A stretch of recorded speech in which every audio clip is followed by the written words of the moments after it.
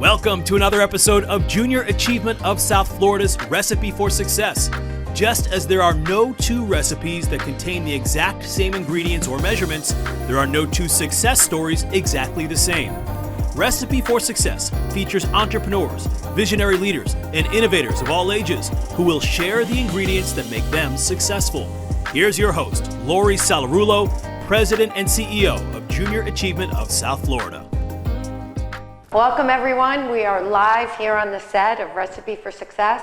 We're here at the JA World Heisinger Center, Lillian S. Wells Pavilion. I hope that you had a chance to watch last week's episode. It was really special for me to have my mom on the show and talk about her recipe.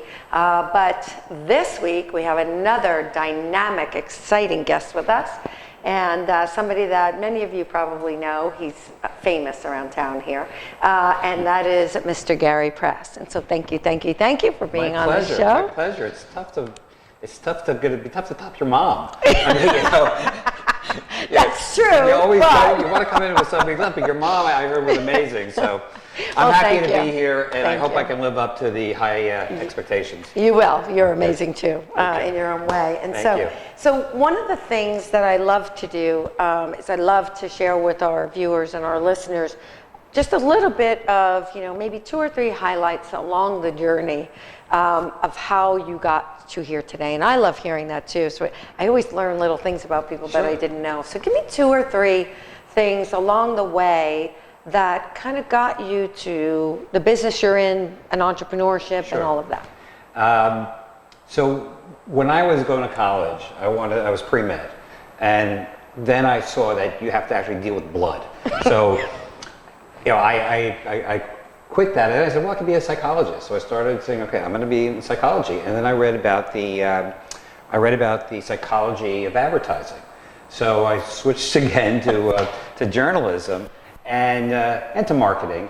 And so my dream was to become one of these guys on Madison Avenue, do all the advertising for some major brand. And I actually did that with CoverGirl Makeup and Eyes. Then I started becoming friendly. I was in charge of, I think back then, this is a long time ago, back then I was in charge of about a $47 million budget, which is a lot of money back then. Still a lot of money, I guess. Yeah. A big budget. And I became friends with the guys who were my sales reps. The guy who was sales rep for Cosmopolitan magazine, Young Miss, Mademoiselle. And as I started hanging out with them, they took me out on their yachts. And was that in the 80s? This was in the 80s, yes. So I worked for Ogilvy and Mather during the 80s, so I get it. McCann Erickson. So we were down the street. Yep.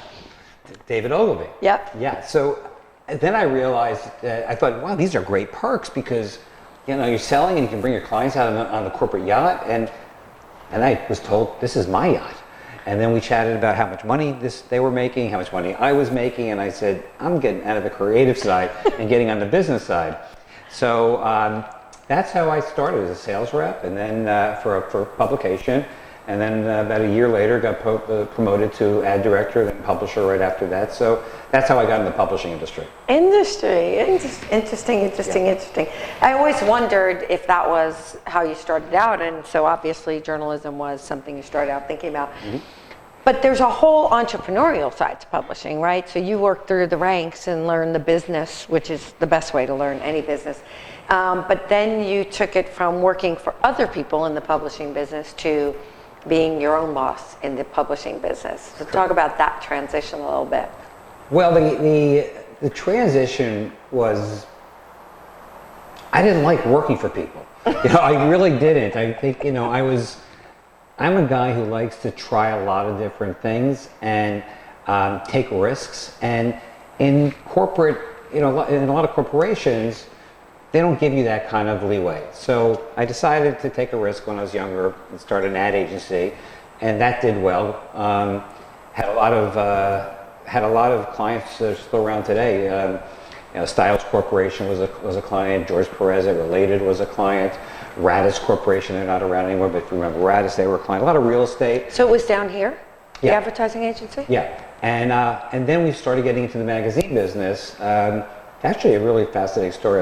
I had a couple of clients down in Aventura, so Cossacana Waterways, Turnberry were ad clients, and then they came to me and asked if we could start a magazine, and we did for them. We owned it, but they all advertised, which was terrific, and they were my clients. So I built the ads, and then I charged them for the ads. Yeah. And then they wanted to they wanted to start a chamber of commerce and make it a city because it was unincorporated back then. Right.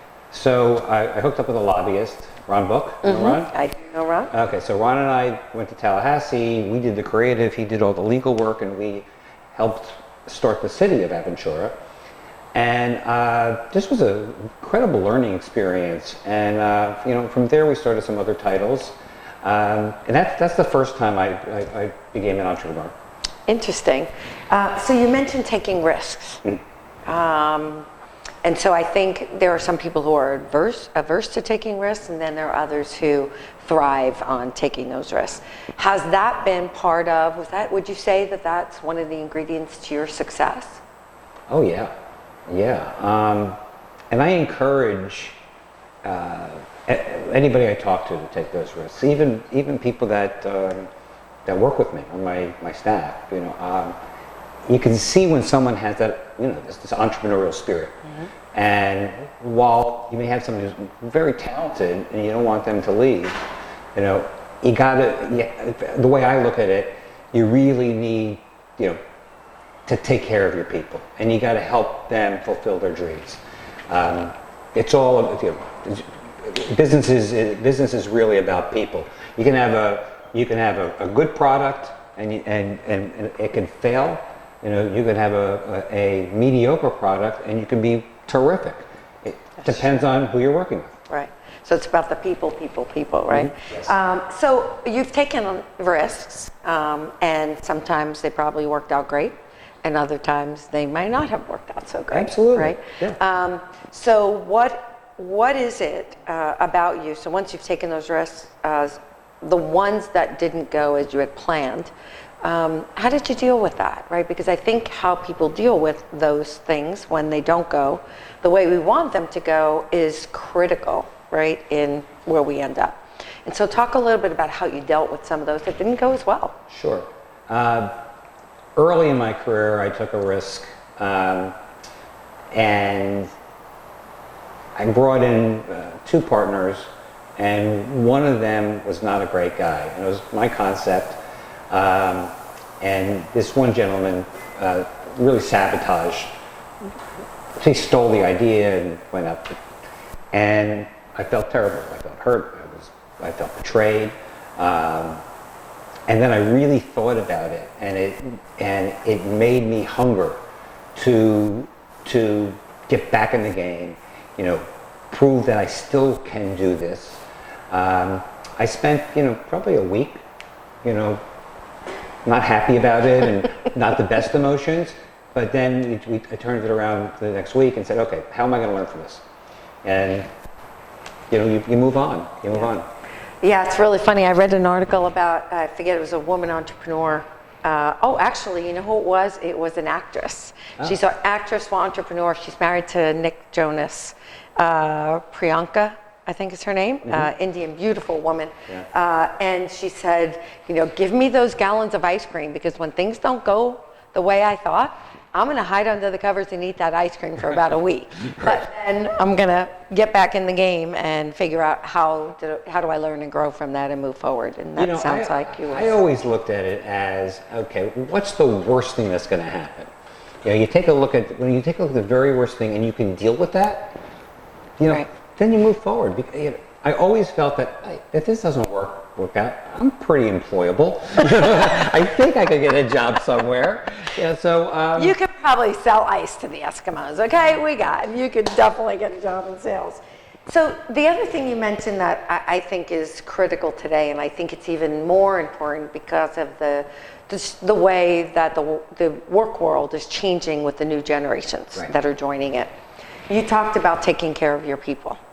Does that look different today than it did 20 years ago? Oh, absolutely. It's night and day, and it's not happening just in Silicon Valley. It's all over the country, certainly major cities, and certainly in South Florida. I'm walking into offices and I'm seeing, and we have a pool table in our office, so we have to make it a fun place to work. We talked a minute ago about people. You have to, everybody's different. And quite frankly, most people I've found, it's not just money that motivates them. I mean, sometimes money's the second, third, fourth thing on their list. People want to enjoy coming to work. They want to have fun. And you have to create that atmosphere. You didn't have to 10 years ago, 20 years ago. People knew work is work. Right. Okay? Today, it's a totally different story. And if you don't get it, you're in trouble. Right. Yeah, you can complain all you want about the new generation, right? But you better embrace it. Otherwise, you're definitely in trouble. But how do you figure out, I think this is one of the challenges I hear other CEOs talk about, is how do you figure out, right? Because like you said, everybody's different. Mm-hmm. How do you figure out what your people want? Like, what do you do? How do you figure them out? Well, some of it's some of it's technology, and some of it's just getting to know them. From a technology perspective, we do a lot of surveys with them, which are anonymous. I felt for a while, and I'm very transparent.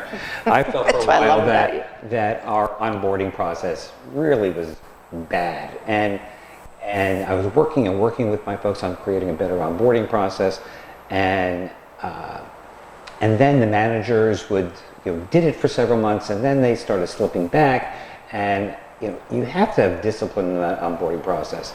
So we did a survey recently about our onboarding process, and I was surprised at how many people gave us favorable ratings. We don't do a good job at it. Other things, we talk about, we do surveys on their satisfaction at work. So, and then many times we get great feedback, but there are several areas that we don't do well on. So we focus on those things with the management team. And the other thing, nothing beats great conversations. And I try, we have about 50 employees. I try to talk to a significant conversation with at least 7 of them every week, 7 to 10. And talking about their families, how are they doing, what's going on in their lives. And if you take interest in people, then that's more than money. Yeah. For most of them. Yeah. Then you got a couple of salespeople who, and thank God, they just want money. They say, "Don't talk to me. Just give me my commissions and make it as high as you can, and that's all I care." And that's what makes them tick, right? You got to know what each individual makes them tick, as you said. Right. I think people, from an HR perspective, people feel these days you got to be so careful, and you got to treat it's like a cookie cutter. And it just doesn't work. And you don't have to do that. A good HR person will tell you you can treat people differently, okay, as long as you treat them all fairly. Yeah, no, that's so true. So you mentioned something like with these surveys and having those conversations. As a CEO, you have to be prepared to take that feedback, even when it's not favorable. Yeah. Right? And so you have to be open to that. Sometimes we have to say, well, I thought we were doing that really well, but we've got to be able to say, okay, obviously we're not, and we need to listen, right? I think one of my strengths, I have a lot of weaknesses. we can do 2 shows on my weaknesses, but I think one of my strengths is that I love criticism. I'm somewhat of a perfectionist. I want to know what's broken, and when we bring a new board on the hiring process, I said, look, my door is almost always open. I said, if you're unhappy about something, please don't whine to another staff person. Talk to your manager about it. And if you don't get satisfaction there, talk to me. Right. Because you have to have those open lines of communication. And look, we all want to get better. I hope I learn something every day. You and I have talked. We've known each other for a long time, and I know you're the kind of person that wants to get better all the time. Yeah. So the only way you do that is by listening to the good and the bad. Yeah. It's interesting because I'm the same way. It's like, tell me what's wrong. Tell me what's wrong. I want to fix it, right? I want to grow. I want to help you grow. All of those things. But sometimes I think, and I've talked with other CEOs about this, some of our frustration is that people won't be as authentic with us as we are with them. And so how do we encourage that? And like you said, all we can do is really be open and show that we're willing to take that feedback, right? And maybe, and listen to what they're saying, so. People, my management team calls it the Gary effect. So it's that, I like that. It's that people tell me different things than they tell them. And I think, Lori, you're right on the nose. It's hard sometimes. You try to be warm and friendly and not intimidating. But I think because you have that title, I was just going to say the title. There's still some people that you can't get through to, unfortunately. Yeah. Oh, I think you're right. And listen, we have to be able to accept that too, and get past that frustration, because we aren't going to please all the people all the time. Which is interesting, because people like you and I, who I think are extremely authentic and say what we think, we're passionate about what we do. I think passion is definitely something I always see in you about your business and what you do. And so I have to imagine that's on your list of ingredients. Absolutely. Sometimes people love us, and sometimes they don't. No, and you got to be the grown-up in the room, And I talked to again my management team about this. Is you can't let your staff frustrate you, and you can't sink sometimes. We're all emotional bodies. At the end of the day, what are we made up of? Our being, emotions. So it's important that if somebody is venting to you, somebody starts venting to you, that you don't make excuses. You don't be, what's the word I'm looking for? Defensive. Defensive, thank you. Okay? You listen. And if there's some sliver there of good information, that's what you focus on. So people know you're listening to them. Yeah. So important. So I want to talk a little bit about the magazine. Sure. So not that long ago, you started South Florida Business Wealth. How long is it now? 4 years? 5 years. 5 years. I knew it was somewhere around there. 5-year anniversary. Awesome. So you had the whole series of lifestyle magazines, which you still have, and then you started South Florida Business Wealth. How's that going? Tell us about it. It's so much fun. It's a public. Kevin Gale and I have worked together for 20 some odd years. Kevin was my editor when I was publishing the South Florida Business Journal. We talked a lot about the business journal and what a really great product could be. And look, I had a wonderful tenure at the Business Journal. I still subscribe. I read it. I think it's a terrific publication. But I always wanted to have a business publication that was really beautiful and was written at a CEO level and had controlled circulation. By controlled circulation is content today is totally different than it was a decade ago. Okay? So true. You can get content for free everywhere. So the whole model of people paying for subscriptions is gone. It's gone, right. So where we're different from my old company is that we control who it goes to. Now, if I mail this out to 25,000 top executives in South Florida, which we do, there's a good chance if we're not a great product, they just toss it in the garbage. Right. Luckily we've built up a really great fan club. We're noted for our events we've large events. We did our Apogee Awards a few weeks ago. We had almost 550 people there. Our Apogee Awards, people don't know what the name Apogee is. Actually, the funny thing is, Apogee means like beyond pinnacle. Right. And I had to look it up when I saw the awards for the first time. What does that mean? And most people have no idea. So we actually did a video with past winners of the Apogee Awards, and they go, "Do you know what Apogee means?" One guy said, one of the CEOs said, "I think it's a sandwich that combines turkey with roast beef." It was all crazy answers, and the place was laughing hysterically. But we have a reputation for doing for having a very strong event platform. Right. And the publication, publication is zero in on the right market. I have a couple of issues here. Of course, the iconic Mr. Mike Jackson. And we do things called CEO Connects. Once a month, I'll interview a CEO, and I did Mike a few months ago. And it was a great interview. He was very candid. And then we started Tampa Bay Business and Wealth a little over a year ago. Oh. And the publisher and the ad director from Tampa Bay Business Journal are working with me out there. And that publication was profitable in the first year. And it's all about, and again, about people. Bridget Mills is the publisher there. She knows everybody in Tampa Bay, and again, people, good product. Well, I was just going to say, I heard you say the word quality a couple of times, and so standing out from the rest, right? Yeah. And that's obviously something that was important, and I think has been part of the success of South Florida Business and Wealth, right? Being unique. As you said, apogee, maybe that's how you describe your magazine. Right. There's no competitive product like that here. Right. And there's been companies who've tried to do it. In cities around the country, you have great business magazines, local business magazines, and they're still doing very well. I mean, people always ask me, isn't print dead? And the answer is yes and no. I mean, newspapers, yeah, they're going away. Right. But magazines are stronger than they've ever been. More new startups last year, more success stories last year than before. We have more successful magazines than we had 10 years ago.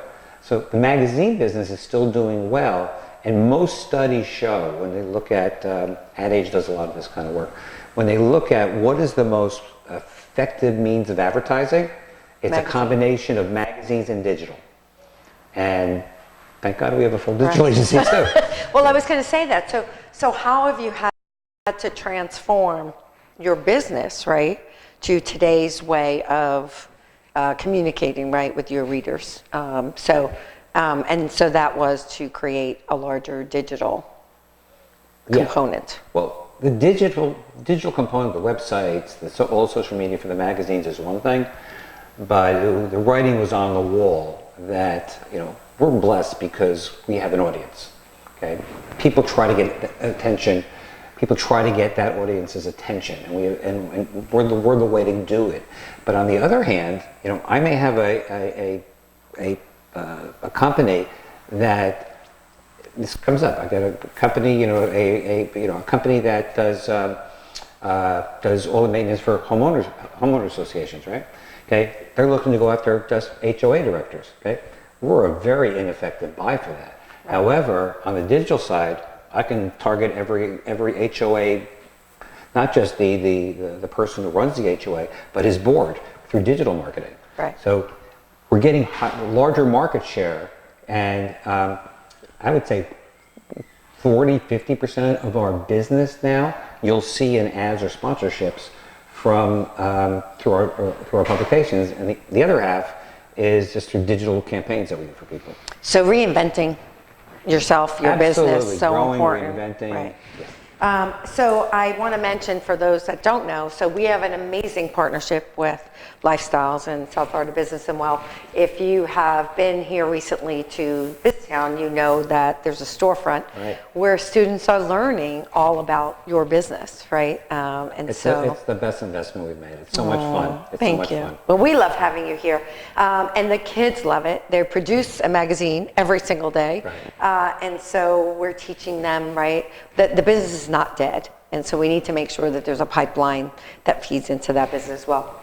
I want to talk a little bit about, because I know that this is not your only entrepreneurial project. And so other businesses, I think you have some other things that you do as well. Yeah, when I decided to leave the business journal about 11 years ago, I always was jealous is a bad word, but felt glowingly about my friends in the insurance world, because once you sell somebody insurance, I mean, you kind of got them for the rest of their life, unless they do something really bad. You just develop a relationship. So I really wanted to do something with residual income. So we started a company, a technology company, and we have now over 2,000 affiliates, and we sell all kinds of things. And the affiliates are marketing companies that have call centers, and we have a very strong identity theft plan with a triple bureau report and score. So we're like a LifeLock, except LifeLock gives you a 1 bureau report and score annually. Ours is a 3 bureau report and score. Say that 10 times monthly. fast. Yeah, it's like quid pro quo.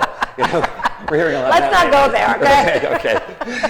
Okay. So overall, we have over 200,000 people that are paying us approximately $25 a month, and we pay our affiliates back 20 to 25% commission on that. We have several other companies that we do. We're one of the larger writers of something called involuntary unemployment insurance. So this would go if you're buying a car, and they said, by the way, when you buy your car here, okay, if you lose your job, we'll make your car payment for 3 months. So almost like an Aflac in a sense. But, it is, but similar. It is exactly. What are the names of these businesses? I want to make sure we get that out there. Well, Can you say the name of Sure. them? The parent company is, or the main company is Alternative Revenue Solutions. So we wanted to, when we came up with the concept, we wanted to allow businesses to be able to sell some of the benefits that a company would provide to their employees. But this is for a company, for their customers, and be able to create more market share. So we have an automotive program like AAA, but again, at a very reduced rate. You know, we do telemedicine. We have about 50 products. Wow. But most of them are in that, in the identity theft area, in the voluntary unemployment area, and in the legal area, where we provide sort of a prepaid legal program for companies. Right. So is it the money that drives you to do all this, or is it something else? Right? It's really interesting because for me, it's not about the money sometimes, it's the thrill, so I'm always curious, right? What is it that drives you? What's your why, right?